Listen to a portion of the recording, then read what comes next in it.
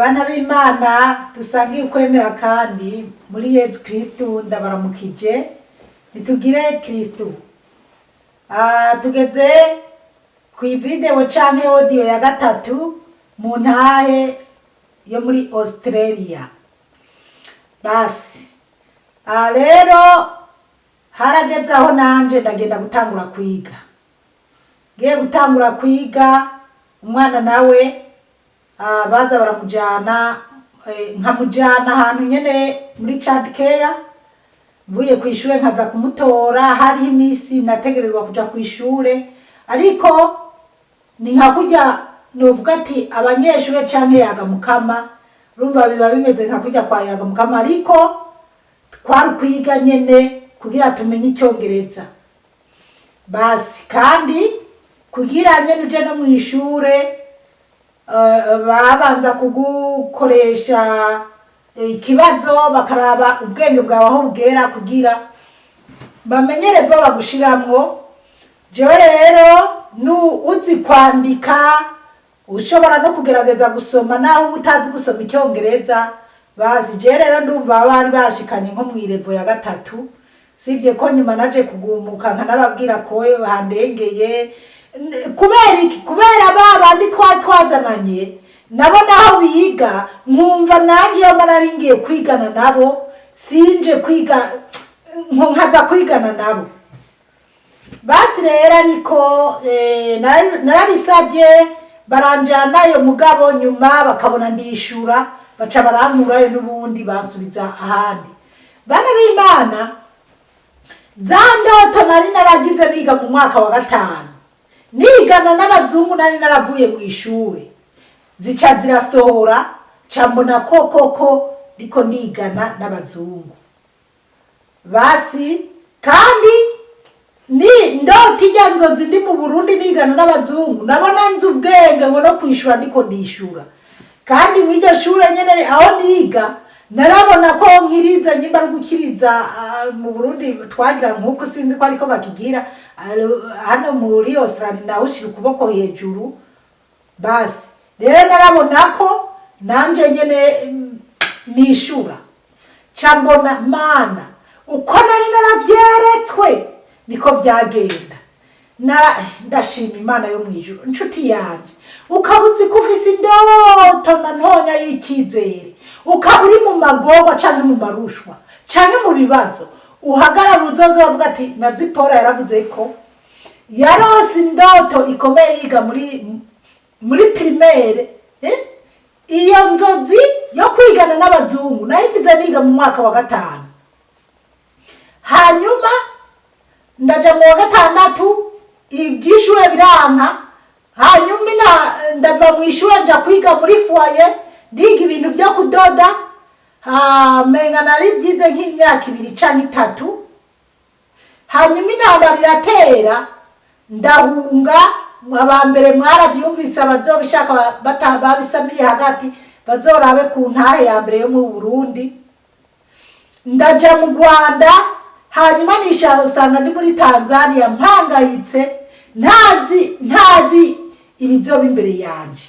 Mugabo Imana iragendera bihingura mu myaka hafi nka 20 canke, kuko muri Tanzania namaze imyaka 10 hafi 12 canke 11.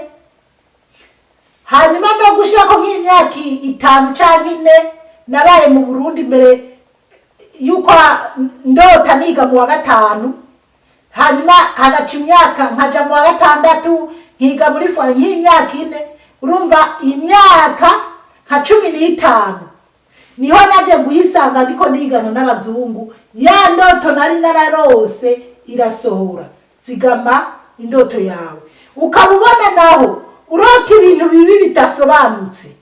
Senga ubyiyamirize, kandi niwasaba Imana ko biguhindurira izobiguhindurira, kuko hariyo nibyo narose bitari byiza mugabo ntazi nyene nzobyifatamwo. Ngira nibyo byanantindije kuba muri Tanzania canke kuba mu bibazo. Basi ariko igihe cyose nabandi mu bibazo ngo mpangayitse, Imana yaraza ikangirira neza ikampa ikizere.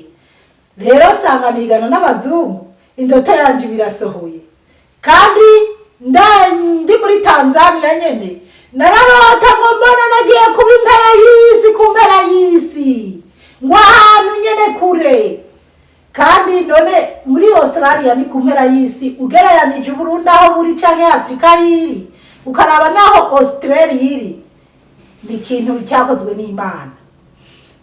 Basi rero ndiga nyene baranakubwira icyo gihe nahageze abantu babahubwene gihugu bahamaze imyaka 2 usibye ko maze no kuburonka abandi abaje nyuma zanje baburonka ku myaka nyimba atari 4 cyangwa 3 ariko je naburose maze imyaka 2 ariko kandi hari wize bikakunanira ntiwaburonka rero baransigira n'amasaha baragubwiye amasaha uziga kandi iyo yamaze urasubirayo bakakongera barampa n'amasaha barambira amasaha nyimba ari 200 nangahe sinibuka yo kwigamo ibintu by'ubwene gihugu kugira wige story canke wige inkuru zose zingene Australia yabaye ubuzima bwayo kuko n'igihugu ubuzima bwacyo butoroshe kuko ntabwo ari igihugu cy'abazungu igihugu cya Australia ni igihugu cy'ababorogino ababorogino bafise imico cyane bameze nk'abatwa bo mu Burundi kandi n'imvugo bashaka kumera kimwe ariko kandi bo urababona ko ari nk'abafrika arabirabure bita imishatsi niyo baza kugira imeze nk'iy'abazungu ariko nyene basi nyene byagenze ukuntu ubu rero ni igihugu cy'abazungu nyene hari abari hejuru y'iki gihugu cyane cyane abongereza kumbura basi rero ndiga n'abana banje bari ku ishuri ariko mba umugore w'inzoga nkanywa inzoga abana b'Imana nkanywa inzoga rero urumva ndafatana n'abarundi bamwe na bamwe tubyumva kimwe kandi cyane cyane baba mama twaduhujije kumbura ibibazo nyimba uyu munsi tugiye kuri umwe canke uwundi aje wanje canke tukaja ku wundi tugasanga tukotsa inyama canke se twahari ahantu tugenda kugura impene bari baratweretse hari ahantu kandi kure bisaba gufata ibasi nkagera ku ibasi nkahindura tugafata itereni ikatujyana ahantu muri city mu muji mu itereni kandi itereni irihuta cyane iminota 40 tugahindura itereni tugafata iyindi tereni y'amasaha hafi nk'isaha tugiye kugura impene yose aho ibimanitse bakagukatagurira ubundi ugataha ugashira mu mafiriza zimukazirotse izindi uteka ibintu nk'ibyo ariko kandi kujaho hantu nuko naho hari y'abarundi bararangiranira ku bisanzwe ariko imbere y'umuryango hafi y'aho ndi naho izo mpene zari zihari mugabo tutazi ngo kwinjira hadi ukahasanga impene imanitse canke woyigura ngahe ibintu nk'ibyo ariko ikintu nshima Imana aleluya amen ikintu nshima Imana cyane je ndakunda ibiharage cyane narahasanze ibiharage hanyuma rero narakunda inyama nkakunda n'ibyo kurya birimo ibiharage ibirayi n'ibiharage narakunda n'ibijumbu umuceri mbese muri make ibintu byose byari bihari usibye gusa ko hari ibintu toronka bimeze nk'iby'iwacu nk'amateke ariko hari izindi ntara ngo bibamwo ibintu nk'ibyo amateke nayo twagiye tuza tuyubura nyuma ariko amazi igihe n'igihe mu mafiriza arayaba yaravuye ngo muri Fiji canke muri Afrika rero ariko ikintu nshatse kuvuga n'ukuntu namwe inzoga cyane naramwe inzoga cyane hanyuma naja kuryama mu gitondo nkabyura umutwe bikanga nkumva urumva ziranzindika. kandi aha rero muri Australia cyangwa mu bihugu biteye imbere, muri Afrika waramenyereye gukoresha abakozi abayaya n'ibindi, ntabwo babibaho. Nkibaza rero urumva natanguye kunywa inzoga nkaza naborerwa cyane nyene, abana aribo batanguye ku ishure, je ntaratangura kuza kwiga. Aha abana bakavyuka banyene bakaba aribo bitekerera indya bajana ku ishure, ariko urumva si ibintu biba bigoye no gufata imikate ugasigamwo za maragarine canke ugashiramwo amafi canke ugashiramwo ibintu nyene byawo byo mu kizungu, hanyuma ugafata akaji canke nyene ako kajuisi canke amazi, haba hari uducupa kandi ku ishure nyene barabe abana cane, nta mwana batafise icupa ry'amazi ku ishure canke akagira iyo ji biravana, ariko ku ishure nyene barigisha ko kunywa amazi ari cyo kintu cya mbere mu buzima bw'umuntu. Abana bakavyigirira bakavyigirira. Amaribasi yaca imbere y'umuryango ntacyo byari bitwaye. Hanyuma jewe ariko nyuma abana bagiye ku ishure navyura umutwe bikanka nkibaza, hanga none sindi buhamagare mu nkambi, nubwo byari bimeze uko nari mfise umukozi. Nkibaza iyo bandi mu nkambi umukozi abavyutse guteka, abayanzaniye utuntu handyamye, nkaraba no kuba mu nzu ya etage bimeze neza mugabo ntagira umukozi, nkumva ni ibintu bitoroshe. Ariko nyene hakagera aho mbyuka nkagenda nkakora icyayi nkarondera utwonja, ariko nyene basi inzoga nyene zaranyiguze. Rero jewe barampa amahera muri leta, kuko n'ubu niko bimeze muri Australia. Udafise akazi leta itegerezwa kuguha amahera ahwanye n'ifamiye yawe, agutunga buri ndwi zibiri nk'uko abakozi bahembwa buri ndwi zibiri. Rero nanje rero amahera rero je uko bari baranangiriye, kandi n'ubu nyene niko bimeze. Abana babaha amahera ku wa gatatu umwe, nanje ku wundi wa gatatu bakampa mbese mu buri ndwi zibiri, mugabo ku wa gatatu umwe no ku wundi wa gatatu.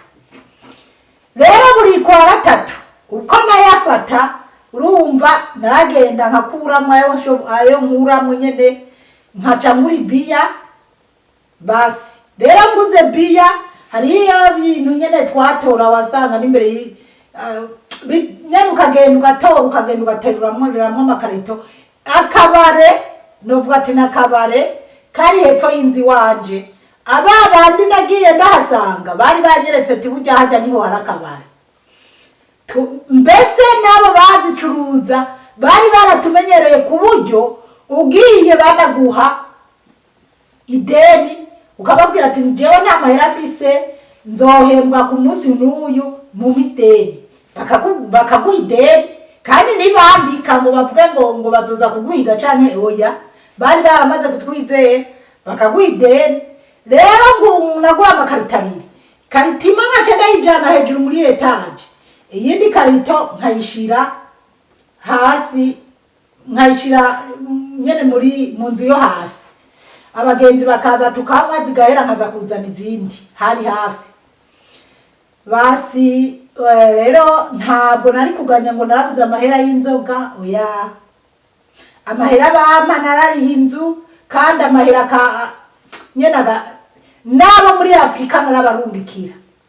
Ariko urumva amahera ntabwo umuntu yoca yafata ngo azarayamarira mu nzoga canke mu bintu atabanje gupanga. Umuntu agomba no gupanga uburyo akwiye gukoresha amahera, kuko haba hariho yindi kazoza y'imbere. Ibyo rero ntacyo byari bimbwiye jewe, gikuru nuko naronka inzoga nkasuma nkabona byose basi.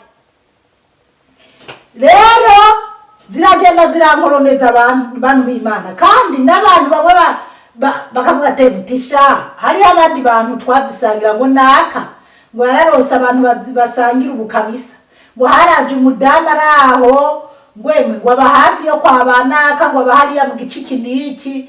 Rero nyene kandi nta n'ikindi, nubwo hariho n'abandi tuba kure na kure tukagenda gusurana aho naho nta kindi kandi twirirwa ko nyimba uvuye no kwishure kwari kwirabira televiziyo twarazanye udukanda dukuye mu bana b'Imana kaba ruko tutaramenya iby'ama YouTube canke ibikiyo duhigira amakuru ibintu nk'ibyo. Ariko naje gushima Imana, umuhungu wanje yaje gutangura guseregeta ibintu, numva ngo iradiyo yo mu Burundi ntangura no kuzanumviriza amakuru yo mu Burundi kuri computer canke se yarabigize ukuntu. Nihuse rero harageze aho mbona ko inzoga atacyo zizomarira kandi ko ziri kundusha ubwenge, nkatekereza ukuntu abana banje baja kwishura aribo birondereye ibyo bajana, kandi nanje navyuka mu gitondo nkumva ndashonje kandi nkumva umenga wapi kabisa, nkavuga ati none ko mbyura umutwe bikanka, iyo ntanyoye ndavyuka bikemera, mba numva ata kibazo. Hanyuma kandi iyo naba nzoja kwishure sinita kuzinywa cyane ngo bize binanire kuvyuka ngo nje kwishure, naho naba nanyoye gute naravyuka nkaja kwishure, ibintu nk'ivyo. Rero ndabona ati wapi bana b'Imana ntangura kuzasenga Imana. Hanyuma kandi narigeze kubabwira ko video ya mbere canke se ya kabiri ngira ya kabiri mu Burundi narabwiye ukuntu neretswe umumarayika njana gutembera mu ijuru. Rero maze kugera muri iyo nzu ya etage nkaraba, urumva icyo gihe muri Australia ibintu burya ibintu bigenda birahindagurika, ntiyashika abantu bati ibintu byiza ku mabarabara, amateleviziyo meza, amakompiyuta meza bikomeye, bagashira ko n'ikimenyetso ko ushaka yotora amatelefone meza, barabishita kwibarabara bagashira kwibarabara. Rero natwe twari twaragiye turitorera amamatara, umuntu akagerekeranya, jewe nkagerekeranya, abana banje bakagerekera, ari n'ugeze kugereka zitatu uti nze ndaryama kabisa numva neza ko ndyamye ku mamatera nyene atangorana, tukanafotora turungikira biwacu uti gabi nyene twakize, Imana idutabare cyane. Rero nabona ukuntu ndi muri iyo etage, niwe hasi nkaca nduga muri etage, tugaca tuba turaraba televiziyo n'abana twashize mu dukanda, canavuga uko biri kose bimwe nari nararose mu Burundi umumarayika njana gutembera mu ijuru, ko nabonye twadondagira ku ngazi, ati ngira turirimbo naza numva twiza mu ijuru, ati ngira nizi ndirimbo ndiko ndabona aha, ati ngira ibintu by'Imana yari yanyeretse mumena niko nobyibifata, ariko ntibyari ibyo mu ijuru biratandukanye n'ibyo namaze kubona aha ku isi. Ibyo nabonye mu ijuru nta bihwanye n'ibyo nabonye mu isi. Rero gusa urumva nyene mu iyo etage ndi kwinywera, ndi mbese atangora, ariko ntangura kuzasenga Imana, ni Imana jewe wofasha nkaheba inzoga, womfasha nkazoheba inzoga, nkabisengera abana b'Imana. Mpora ndababwira nubwo nagiye mbikirara nyene cyo nkigira ibyo nishakiye, mu by'ukuri sinigeze ndyama ntasenze canke ngo mbyuke ntasenze, naho naba naborewe nararyama nkasenga, agiye kuryama nkasenga, mugabo agatiro kakanjana ntahejeje, mugabo nikangura nkibuka ko nahejeje gusenga nkaca mpera aho naringejeje nkaheza. Basi rero nyuma rero ntangura kuzasenga, ntariko Mana izi nzoga ko zigiye kunkoroneza, zigiye kumbuza amahoro, wompaye kuziheba kabisa. Usenze Imana naho wowe uri umupagani gute, naho wowe umeze gute, Imana irumva kandi irishura. Harageze igihe nyene numva ko mpevye inzoga kabisa, numva ndazihevye, ndumva koko ndazihevye, ndavuga ntabwo sinzosubira kunywa inzoga, kandi Imana yarabifashijemo ndaziheba. Rero abo twazisangira bakaza, hanyuma nkagenda nkabagurira, mvuga ati nihaza abantu nzobaha, bakaza nk'abana, none wowe kutari kuradufasha, atoya. Nyuma ikindi genda mubwira uwundi mu mama aho twari dukundanye, ndamubwira nti burya uraze tije narahevye kunywa inzoga. Warahevye kunywa inzoga? Tego naranahevye kunywa inzoga. None wahevye kunywa inzoga bizoca bigenda uti sinzosubira kunywa inzoga kweri. Gushango nukwanga rero ngo ntuzozura dusorore ni igihe cyose uzozi wanje ntuzobura inzoga. Tariko je sinzosubira kuzinywa ati kuko narabonye ziriko zirandusha ubwenge. Byaramubabaje, hari n'abandi nabibwira bikabababaza basi. Rero nyuma naranazigura abantu bakaza nkabaha bamwe bagaca bagenda baramvuga ndibuka ubundi muntu yagenda avuga ngo cya kigore ngo cyajya ngo cya kigore kibaha naha ngo kivuga ngo ni kinywa inzoga ngo ariko ngo kirabesha ngo none igihe cyose ngugiye iwe ko kikuzimana inzoga ngo kizinywa kigeze ngo none cyashatse kugira kuki ariko kabisa sinanywa gusa kubera twagenderanira nkumva ko atawozi wanje ngo agenda atanyoye ewe nkabaha mugabo je ntanywa kabisa kandi ntangura kumva ko ari burya abana b'Imana je sinzi gituma abantu inzoga zibakoroneza hariho abantu bafise ibibazo by'ubuzima kubera inzoga hari n'ab'Imana yagiye intumwa ko ngo bayibe kunzinywa inzoga usibye ko bangwiza n'ubusa ariko iby'Imana iba yambwiye burya iba yavuze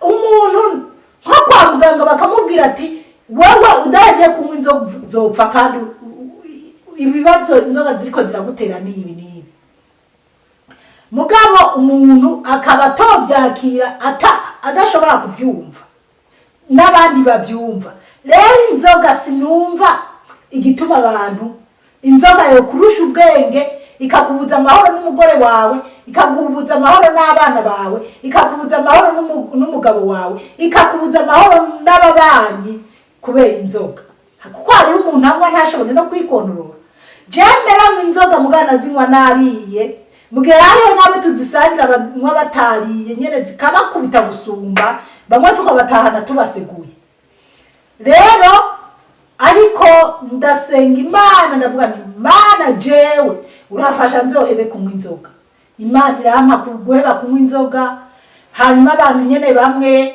umenga dushatse kubipfa ariko ndakomeza ndahagarara neza nyene inzoga kabisa ndaziheba ndabandanya no kwiga ndabandanya nibereye aho kandi nta n'ubusutwa narifise abagabo bakaza bakantereta nkabanka navuga ati jengeneye umugabo tuzopfunga impeta kandi ugasanga hirya no hino mu ntara zitandukanye hariyo bariko barandondera hariho n'abari biyemeze ko tukopfunga impeta ariko nyene sinzi mu buzima bwanje ntibyakunze ko mfunga impeta ariko ndabishimira Imana ubuzima ndimo kandi ndashima Imana ko fise n'impeta ku rutoke yo kuvuga ubutumwa bwiza yo gukorera Imana noneho rero nabibayemwo Imana yampa nyene kuziheba ndabaho mugabo maze guheba inzoga camadukana kunywa za koka mbega amasoda amafanta nyene no kurya ibyo ari byo byose byo ngaha by'ikijungu cane cane byabi keke ibintu byose mbonye nkatwangiranya rero kunywa amasoda cane nkanywa amasoda cane mbese hariho tujya dusoda umuntu yugurura tukamutera ukamwa ukumva nyene uratuza umube nk'umuntu yanyoye ikiyeri biba ari byo nywa cane mbere haratangura harageraho nza numva abantu bariko baravuga yuko numva ngo abantu benshi bagwaye diabete bana b'Imana iyo ari video ya gatatu reka tuyigeze aha ariko turacyabandanya mwarahezagiwe n'Imana murakoze.